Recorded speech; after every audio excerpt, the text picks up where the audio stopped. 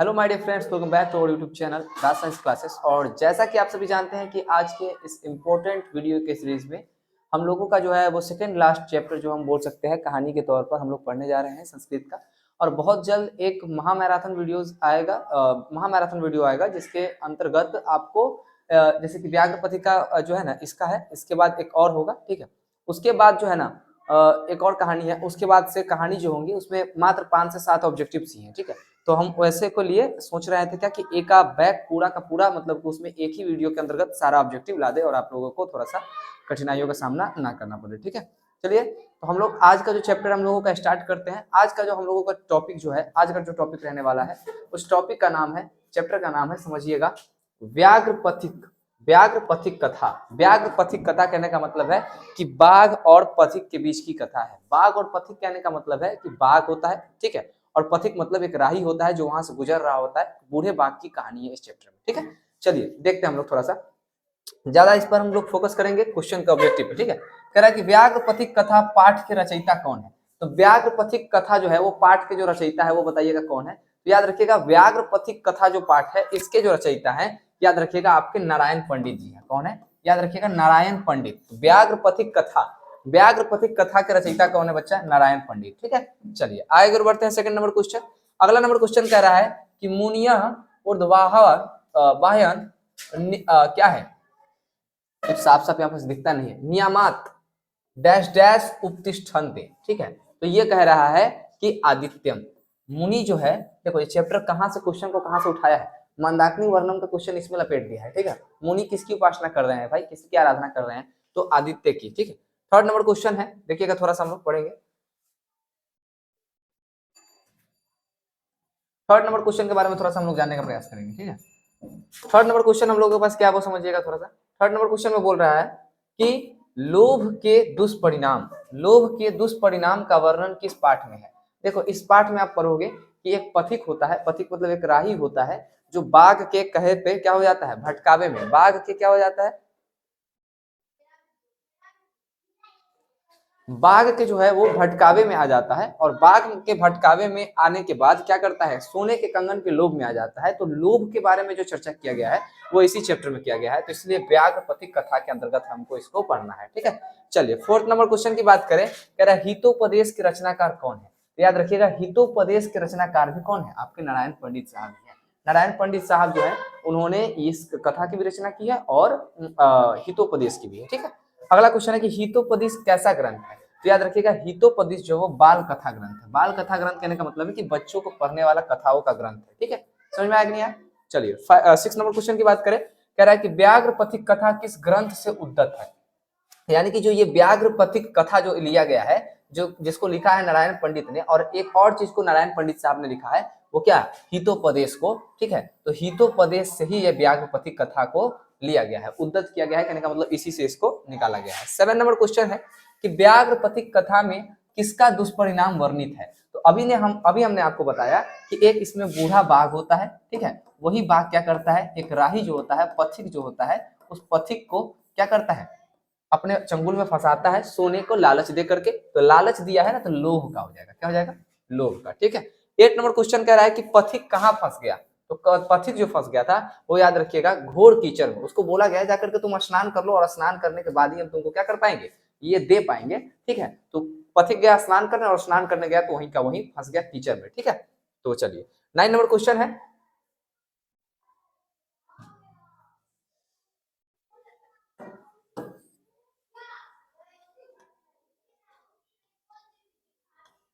चलिए 9 number question है कि पथिक को किसने मारा और खा लिया। तो देखो पथिक को मारा था बूढ़े बाघ ने। हम कितना वक्त से यही बात बताने का प्रयास कर रहे हैं कि इस चैप्टर में आपको एक बूढ़ा बाघ मिलेगा, वो एक पथिक को लालच देता है सोने के कंगन का, ठीक है, और सोने के कंगन का लालच देकर के उसको मार डालता है, मार डाल के खा जाता है, ठीक है। अगला क्वेश्चन है कि पथिक कहाँ स्नान करता है। पथिक जो है वो स्नान कहाँ करने जाता है। तो याद रखिएगा, पथिक जो स्नान करने जाता है तालाब में, और जैसे ही तालाब के अंदर उतरता है वो, तो वो कीचड़ में फंस जाता है। कहाँ फंस जाता है? कीचड़ में, ठीक है। आगे की ओर बढ़ते हैं, कह रहा है किसको लेन देन के लिए कहा गया है, किसको लेने के लिए कहा गया है। याद रखिएगा, सोने के कंगन को लेने के लिए पथिक को स्नान करवाया गया था। तो किसको लेने के लिए कहा गया था? तो लेने के लिए कहा गया था सोने के कंगन को। भाई साहब समझ में आ रहा है? टॉपिक क्लियर है? चलिए 12 नंबर क्वेश्चन की बात करें, तो कह रहा है कि किसको धन या दान देना चाहिए।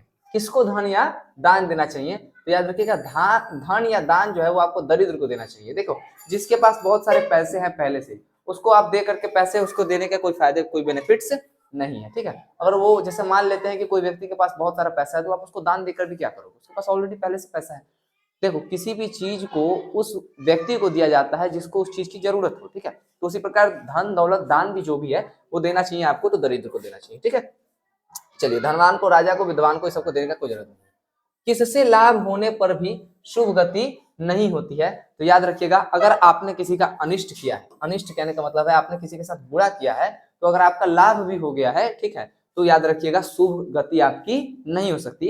भले आपने गलत तरीके से पैसे कमाए हो, चाहे किसी भी तरीके से पैसे कमाए हो, ठीक है। और ये बात भली भांति बोला जा रहा है, अभी सोशल मीडिया पे बहुत चल रहा है इस चीज, सब देख सकते हैं आप। प्रेमानंद जी महाराज भी खुद बोलते हैं इस बात को कि अगर आपने गलत तरीके से धन को अर्जित किया है तो उसको जाते समय नहीं लगेगा, ठीक है। चलिए आगे अगर बात करते हैं 14 नंबर क्वेश्चन, कह रहा है कि किसके स्त्री और पुत्र मर गए थे? याद रखिए, किसके स्त्री और पुत्र मर गए थे? तो देखो ये जो वृद्ध बाघ था, बूढ़ा बाघ था, वो बोल रहा था कि मेरे बेटे और पत्नी जो है वो डेथ कर गई है, मर चुकी है, ठीक है। और मैंने भी अपनी जवानी में बहुत शिकार किए हैं, इसकी वजह से हमको किसी महान आदमी ने बोला था, किसी महात्मा ने बोला था कि दान पुण्य करो तो तुम्हारे कुछ पाप कम होंगे।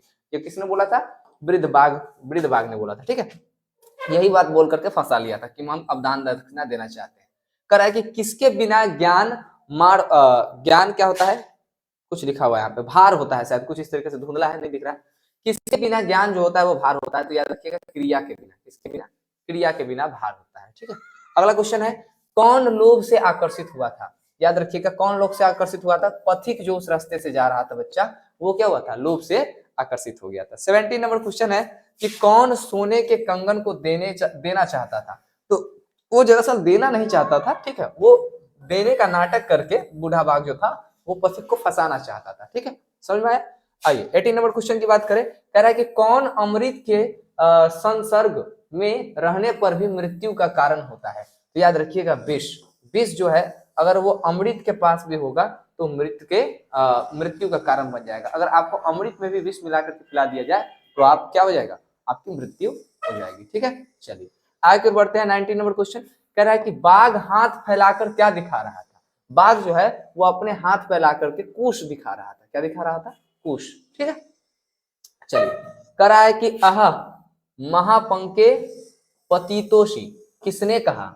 याद रखिएगा ये बाघ कहा था। किसने कहा था? बाघ ने कहा था, ठीक है। 21 नंबर क्वेश्चन है कि बूढ़ा बाघ कहाँ बोल रहा था?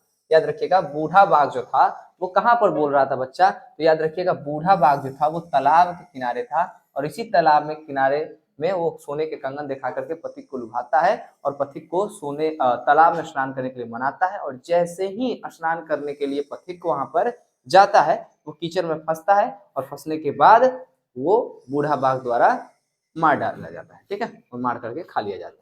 22 नंबर क्वेश्चन है कि व्याघ्र पथिक कथा में चरतु भवान किसका कथन है? ठीक है, दान धर्मादिकम चरतु भवान किसका कथन है? तो याद रखिएगा ये जो कथन था वो बाघ बोल रहा था। कौन बोल रहा था? बाघ बोल रहा था कि दान धर्म करना चाहिए, ठीक है। चलिए, कह रहा है कि व्याघ्र पथिक कथा में कुत्रत्व कंकनम किसका कथन है? याद रखिएगा तो ये आंसर था पथिक का। किसका? पथिक का, ठीक है, पथिक ने बोला था इस बात को। 24 नंबर क्वेश्चन है कि बूढ़े बाघ के हाथ में क्या था? देखो बूढ़े बाघ के हाथ में सोने का कंगन, तांबे का कंगन, क्या चीज का कंगन था? याद रखना, बूढ़े के हाथ में सोने का कंगन था। इसी को देकर के तो वो लालच कर रहा था ना, लालच दिला रहा था उसको। 25 नंबर क्वेश्चन है कि वृद्ध बाघ क्या देना चाहता था? तो याद रखिएगा वृद्ध बाघ जो था वो कंगन देने के लालच में उसको पति को मारना चाहता था। अगला क्वेश्चन है कि वंशहीन कौन था? वंशहीन जो था वो बुढ़ा बाघ था। कौन था? बुढ़ा बाघ था। वही बता रहा था कि मेरे पुत्र भी मर गया है और मेरी पत्नी भी मर गई है, तो मैं वंशहीन हो गया हूँ और मैंने अपनी जवानी में बहुत सारे पाप किए। पाप कहने का मतलब शिकार किया है, ठीक है, समझ रहे हो? 27 नंबर क्वेश्चन, व्याघ्र पथिक कथा पाठ में किसके लिए कौनते शब्द का प्रयोग हुआ है?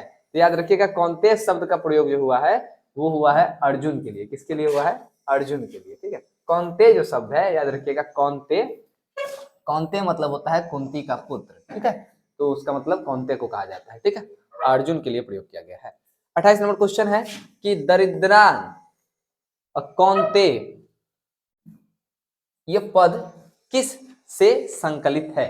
धुंधला धुंधला थोड़ा सा दिखता रहता है, नजदीक का दिखो नहीं करता है क्या ये हाँ व्याग पथिक, थोड़ा सा आइडिया लगा लगा करके हम पढ़ा पा रहे हैं, नहीं तो पीपीटी का बात ही अलग है। थोड़ा सा माफी चाहेंगे, पीपीटी को लर्न रहने की वजह से थोड़ा सा प्रॉब्लम हो रहा है, लेकिन कोशिश कर रहे हैं, आ जाए तो बेस्ट है। चलिए अगला क्वेश्चन है, क्या देखते हैं, तो ये इसका आंसर तो व्यागपति कथा हो जाएगा। ये किसका पद है भाई, तो याद रखिएगा व्यागपति कथा का पद है, ठीक है। अगला क्वेश्चन है इदम सुवर्ण कंगनम गृहताम, किसने कहा, तो याद रखिएगा बाघ ने। क्या कहा, यह स्वर्ण के कंगन मैं देना चाहता हूं, ठीक है, ये किसने कहा था, बाघ ने कहा था, वो स्वर्ण के कंगन देना चाहता था। दुराचारी कौन था, दुराचारी जो बच्चा था, याद रखिएगा दुराचारी वो व्याघ्र था। व्याघ्र कहने का मतलब है बाघ, ये वृद्ध बाघ जो था यही क्या था, दुराचारी था। दुराचारी कहने का मतलब छोटा एक नंबर का बेकार आदमी था। 31 नंबर क्वेश्चन, आदमी नहीं था जानवर था। स्नान किए हुए हाथ में कुश लेकर तालाब के किनारे कौन बोल रहा था, तो याद रखिएगा बूढ़ा बाघ। बूढ़ा बाघ जो था वो तालाब में स्नान कर लिया और स्नान करने के बाद हाथ में कुश लेकर के बोल रहा था इस बात को, ठीक है। चलिए आगे बढ़ते हैं। 32 नंबर क्वेश्चन है कि भाग्य से ऐसा संभव होता है किसके द्वारा सोचा गया। देखो जब सोने के कंगन देने की बात चल रही थी, बूढ़ा बाघ ये बोल रहा था कि मैं सोने के कंगन को दान में देना चाहूंगा, तो पथिक के अंदर मन ही मन ये बात चला था कि ऐसा मौका तो भाग वाले को ही मिलता है, और बेटा भाग में ही रह गया, ठीक है, तो कोई पथिक के द्वारा, ठीक है, ये पथिक के द्वारा सोचा जा रहा था, ठीक है। 33 नंबर क्वेश्चन है कि तालाब में स्नान करने के लिए कौन गया था, याद रखिएगा पहले तो ये बाघ करके निकल चुका था कुश को लेकर के, उसके बाद पथिक गया था, गया वहीं पर मारा गया। हिंसक कौन है, तो याद रखिएगा हिंसक जो है वो आपका बाघ है। कौन है, हिंसक जो है वो बाघ है। 35 नंबर क्वेश्चन है कि टूटे हुए नख और दांत वाले स्नानशील दाता कौन थे, स्नानशील दाता थे बूढ़ा बाघ, जिनके पास नाखून टूटा हुआ था, ठीक है, नाखून टूटे हुए थे, ठीक है, और टूटा हुआ दांत था उनके पास, ठीक है, तो स्नानशील दाता कौन थे, तो वही थे बाघ थे। कह रहा है कि यह पाठ हितोपदेश के किस खंड से संकलित है बच्चा, तो याद रखिएगा यह पाठ जो है वो हितोपदेश के मित्र लाभ नामक खंड से संकलित है। कहोगे सर मित्र लाभ नामक मतलब कैसे, याद रखिएगा कि यहाँ पे लोभ और लाभ दोनों मिल रहा है ना, ट्रिक लगाना है, किसी भी तरीके से ट्रिक लगा करके याद कर लेंगे। अगला क्वेश्चन है कि क्या है जी, नहीं दिख रहा है इसमें, कुछ लिखा हुआ है, मरात्मक त्वयि विश्वास किसकी उक्ति है, पथिक किसकी है, हाँ इसका मतलब देखिए, इसका मतलब है कि मैं तुम पर विश्वास कैसे कर लूं, ठीक है, ये किसकी उक्ति है बच्चा, तो याद रखिएगा ये युक्ति है पथिक की, किसकी है, पथिक की, ठीक है। थोड़ा सा कुछ कारण की वजह से देखिए पीपीटी होने से क्या होता है ना कि साफ साफ सब चीज दिख जाता है, ये चीज थोड़ा सा है कि यहाँ से धुंधला है, थोड़ा सा ऊपर से हम लोग जूम करके पढ़ाते हैं, इसके पीछे रीजन है क्योंकि आप लोगों को थोड़ा बड़ा बड़ा दिखे, आप लोगों को थोड़ा सा अच्छे से दिख रहा होगा, यहाँ पर थोड़ा सा हम लोगों को पढ़ने में थोड़ा सा दिक्कत हो जाता है, ठीक है, यही ब्लैक पेन से लिखा रहता है तो सब पढ़ा जाता है, बाकी नहीं पढ़ाता है, ठीक है, तो ये पथिक की ऑप्शन हो गया। अगला चैप्टर हम लोग का नस्य दानवीरता है, वो हम लोग अगले दिन पढ़ेंगे। मिलते हैं नेक्स्ट वीडियो में, तब तक के लिए जय हिंद जय भारत।